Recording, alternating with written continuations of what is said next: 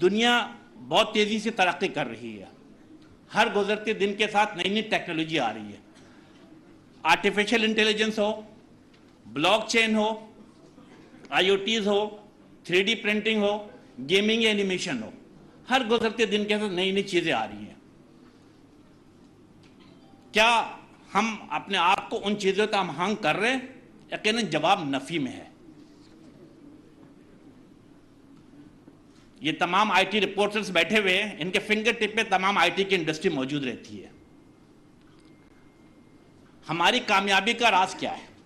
ہماری کامیابی کا راز آپ ہے، آپ سے مراد نوجوان ہے۔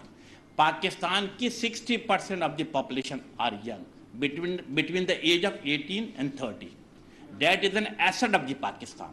ہم اگر کامیابی کی طرف جا رہے ہیں تو ہماری خوبی یہی ہے کہ ہمارے یہاں نوجوان نسل موجود ہے، اور ہماری ذمہ داری بنتی ہے کہ ان نوجوانوں کو نئی نئی ٹیکنالوجی کے ساتھ لے کر جائے۔ میں بیٹھا ہوا شیخ صاحب سے باتیں کر رہا تھا اور میں نے یہی کہا کہ ہمیں 3 چیزوں کو ساتھ لے کے چلنی ہے، تبھی ہم کامیابی کے مراحل طے کریں گے۔ نمبر 1 اکیڈمیا سے مراد یہ کہ تمام یونیورسٹی جو پورے پاکستان کی ہے۔ نمبر 2 آئی ٹی انڈسٹری کے لوگ، جو سیمسنگ سے لے کر وہ تمام آئی ٹی انڈسٹری جو آلریڈی کام کر رہی۔ اور number 3 government of Pakistan, that is ministry of I T. Yes, میری مکمل طور پہ یہ خواہش ہے کہ ان تینوں چیزوں کو ساتھ لے کر آگے بڑھے، اور اسی سلسلے میں ہم نے پاکستان کے مختلف یونیورسٹی کا دورہ کیا ہے۔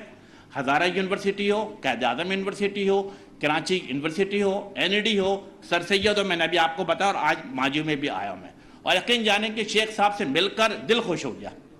جو ان کی ڈیڈیکیشن تھی اور جس انداز سے ان کے کام کا انداز ہے، تو انشاءاللہ تعالی ہمارا منسٹری آف آئی ٹی کا اور ماجو کا ایک اچھا کوارڈینیشن کمبینیشن بنے گا انشاءاللہ تعالی۔